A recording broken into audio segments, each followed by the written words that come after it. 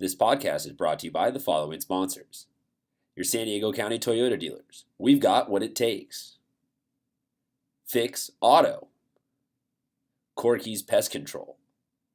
And Lolita's Family of Restaurants. Hey there, sports fans. Welcome to a sunny and beautiful week here in San Diego, California. I'm Christian Pedersen. This is our expert golf member in residency, and that's a long title that we got to actually work out. Jack Klein. Jack, thank you very much for being here with us. Thank you, Week 2 of the San Diego Prep Insider High School Golf Podcast, where we are trying to bridge the gap a little bit between the community and an underappreciated group of athletes. We're going to golf a quick 9, but before we get to the first tee box, you got a shout out to give to the best golfer in San Diego County right now. Yes, right now Cameron Sisk, who leads the individual grouping for CIF, plays for Valhalla, is playing just terrific right now. So nice to see a player playing at his level. The Norseman standing alone on top of the group, and this kind of hits at the core of what I think is a really interesting dynamic in all these teams we're about to talk about. This is the only sport that is both a team and an individual sport at the same time. You can have Valhalla, who we have not talked about yet because they are not a top team, have the best golfer.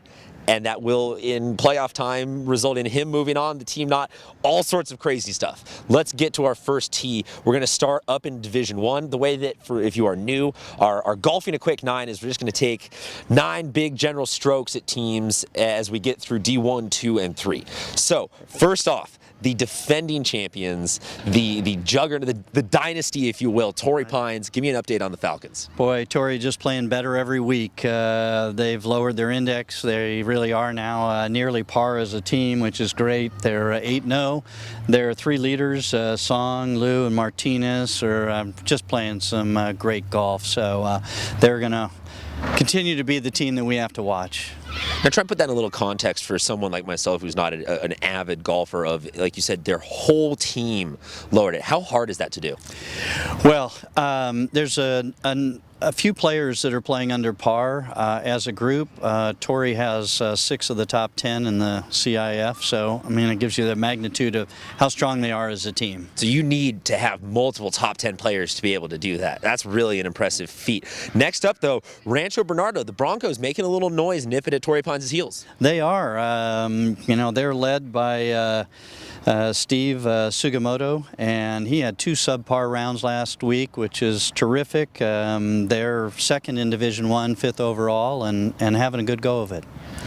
Rounding out Division 1, or we're moving on to Division 2 already. I'm sorry about that, folks. I'm getting ahead of myself. I'm loving driving these balls off the tee. La Costa Canyon, the Mavericks. Tell me a little bit about them right now. You know, they are a team that's continuing to get better by the week. I'm amazed they jumped this week from 6th overall to number 2 overall. Most impressive to me is 7 of the 8 players for their team are either freshmen or sophomores. Call them the Frosh. The Frosh group. Team. That's it. So really impressive, and I can only imagine what a great team this is going to grow into over the next couple of years. Well, we were talking about this a little bit beforehand of golf being such a technical sport that you don't have to balk at the idea of, oh, those are freshmen, they're not physically capable of driving the ball far enough, or they're not capable of this, that, or the other. So when you've got a squad that is so young, are we looking at something that isn't going to take much longer they're already kind of there, so we're looking at the dawn of like a really good 4-year run? Yeah, I mean, playing golf is an evolution, and it takes time and dedication and hard work, and it's clear that these young men are working really hard at their craft, and they're getting better, and I think performance like this can really help to ignite that to take them to even a greater level, and I'm excited to see what they can do in the weeks and months ahead. It's really exciting when you talk about any one freshman, but to have a whole group of that being so close to being the best team in the county. Let's keep on moving down the list to Cathedral Catholic. Tell me about the Dons. So the Dons are led by Shane French, and he had a nice 33 last week in their win over Scripps, so that's pretty exciting. Again, 36 being par on most of the courses, shooting under par, that's something that we're all striving striving for, and so that's a big mark to just be at in life, is to be kind of ahead of par. Golf, a lot of great analogies you can draw to the rest of life throughout the sport. Now, for the Dons, how crucial is him staying under par all season long going to be for them to keep moving up? Well, I think as you noted earlier, it is a team sport still, but when you have a player on your team that you can look up to, I think in golf, in any case, it shows the other players what's possible, and it really can help them bring them along in their game. So that's exciting to have. Provides a nice even keel for the team to stay centered around. Let's talk about the team that you dubbed last year's Cinderella story, the La Jolla High School Vikings. How are the Vikings doing this week? Doing very well. Still, they're third in D2. Exciting week for Nolan Ward. He's a wonderful young man. Seen him practice, seen him play. Couldn't be a nicer young man. He's a freshman, shot 33 at La Jolla. 34 at La Jolla Country Club in their victory over Saints. So great to see him. He's a wonderful addition to that team that I think has a chance to go deep again this year. Another freshman. We're going to just go ahead and dub this the last podcast we need to do, because we've now told you about everything that's going to happen for the next 4 years. It seems like you keep talking about these kids that are really on the cusp of breaking into something amazing. Let's move down now to Division 3. Santa Fe Christian, we talked about the Eagles last week being a really solid team, really well-rounded. Give me a little update on them. And they continue to lead the D3. Scores a little higher this week, but again, a lot of good balance there, and I see them as continuing to be an outstanding team and in D3. Now, you on the scores going up, you mentioned some guys having their career best rounds. Is there a sense, some sports play by the adage of play your best ball at the end of the season? Some are, we got to win now. Where does it fall? Is there a point where you hit the panic button of, if we're not golfing really well by this mark, we need to golf better? Or, hey, that was one good round, don't get too full of yourself? Well, one of the joys about a full season where we have anywhere from 18 to 21 matches for each of the players, golf is an up and down sport, to use another analogy, but pardon me, I do think that there's lots of time, and it's important to be patient, and we're going to have an off week or two. So enjoy it while it's here, but don't get too ahead of yourself saying that this 33 translates into we can lock him down for being a CIF deep threat. Okay, moving on, we've got Sage Creek. Now, just for those of you not as versed in all things high school as us, this is their first year even having seniors. So to have this school already being in the top for golf really shows a lot about where the Bobcats are headed. I would agree wholeheartedly, and they were led by Dylan Manante, a sophomore. He had 2 subpar rounds. Again, we're talking subpar rounds. That's amazing. Last week, and they continue to play well. So exciting to see so many young players just playing great golf, and I think that part of that is reflected when you see the PGA Tour, where you see so many young players, the Jordan Spieths and the McIlroys, that are a light for these young players. They see what's possible.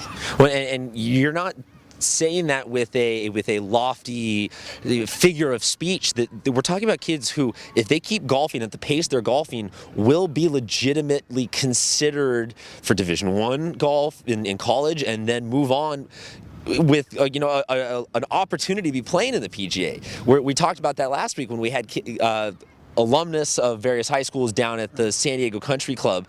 So, folks, when he's talking about this kid golfing a subpar round, this kid's a sophomore, this kid's a freshman, these are actual kids that you want to sit down and watch, because this is a sport where you can keep going and going and going, and the sky's really the limit.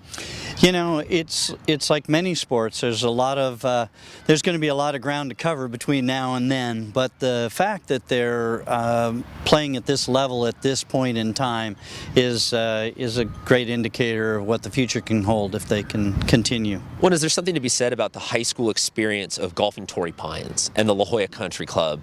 Maybe puts you in a little bit better footing than if you were a golfer from Montana or a high school golfer in Texas or something like that? Well, pros and cons. We have that in a lot of things, but gosh, we can play golf here 360 or 65 days a year, so a lot of opportunity to practice and play. And as long as you can be well-rounded, you have other interests, I think that this is a wonderful environment for budding golfers. Some really great courses to play at. And wonderful golf courses, and so many of these courses, the head professionals there, the PGA members, they're all, they know where they came from, and they are, so many are so enthusiastic about lifting up these junior players and giving them an opportunity to follow in their footsteps. So, well, because they're the ones that still have hope, unlike myself, who's buried out at the sand trap, with a little hat on, being like, just play through. I don't even know where my ball is. I'm still digging for it. One last team to talk about, La Jolla Country Day. Give us an update on the Tories. The Country Day, I think that they had lost their top player last year. We, wasn't quite as sure how this year would unfold for them, but gosh, they're doing a great job, and they're in that number 3 position, and they have a freshman, Bobby Sue, with 2 subpar rounds last week, and golly, another freshman. I mean, just terrific stuff. That's amazing. It really, I've got goosebumps of we're going to see some great golf over the next couple of years. This is awesome. I might have to learn how to actually golf now so I can hang out with these kids.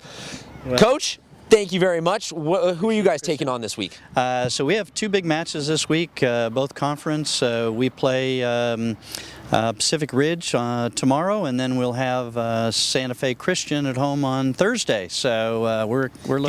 Give us a little, just a couple thoughts on each one of those days for your team. Our team is really a team that's on the rise. We have 5 returning CIF participants, and I'm excited for the potential of this team. Got some great leaders in Alan Tom and Josh Rodriguez, Chase Smallwood. These are seniors playing at a really high level, and we're going to see some of our best work ahead, so I'm excited. All righty, well, he's going to get on to some of his best work this season. Coach, best of luck to you. We're going to do some kind of awkward things like that. We're going to figure that out, and we will catch you guys next week for more golf. And as always, be sure to email, tweet, send us anything about who you want us to cover, who you want us to know. There are so many golfers in the county to get to that we need your help, San Diego, knowing who's out there. Thank you very much, folks, and we'll check in with you next week.